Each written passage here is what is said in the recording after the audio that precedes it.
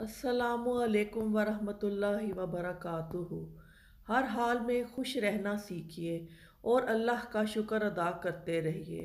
एक खातून की आदत थी कि वो रोज़ाना रात को सोने से पहले अपनी दिन भर की खुशियों को एक कागज़ पर लिख लिया करती थी। एक शब इसने लिखा कि मेरा शोहर रात भर खर्राटे लेता है क्योंकि वो ज़िंदा है और मेरे पास है। ये अल्लाह का शुक्र है। मैं खुश हूँ कि मेरा बेटा सुबह सवेरे इस बात पर झगड़ा करता है कि रात भर खटमल सोने नहीं देते, यानी वो रात घर पर ही गुजारता है और आवारागर्दी नहीं करता। इस पर भी अल्लाह का शुक्र है। मैं खुश हूँ कि हर महीना बिजली, गैस, पानी, पेट्रोल वगैरह का अच्छा खासा टैक्स अदा करना पड़ता है। यानी ये सब चीज़ें मेरे पास मेरे इस्तेमाल में हैं। अगर ये ना होती तो ज़िंदगी कितनी मुश्किल होती। इस पर भी अल्लाह का शुक्र है।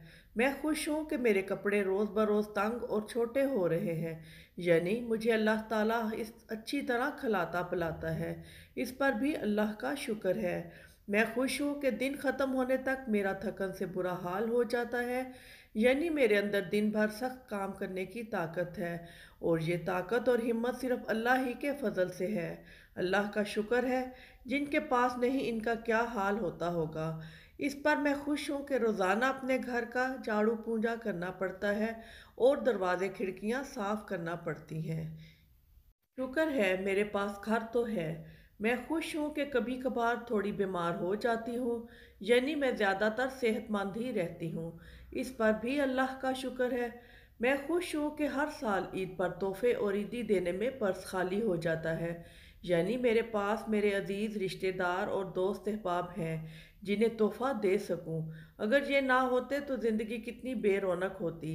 इस पर भी अल्लाह का शुक्र है। मैं खुश हूँ कि रोज़ाना अलार्म की आवाज़ पर उठ जाती हूँ, यानी हर रोज़ मुझे एक नई सुबह देखनी नसीब होती है। ज़ाहिर है ये अल्लाह का ही करम है।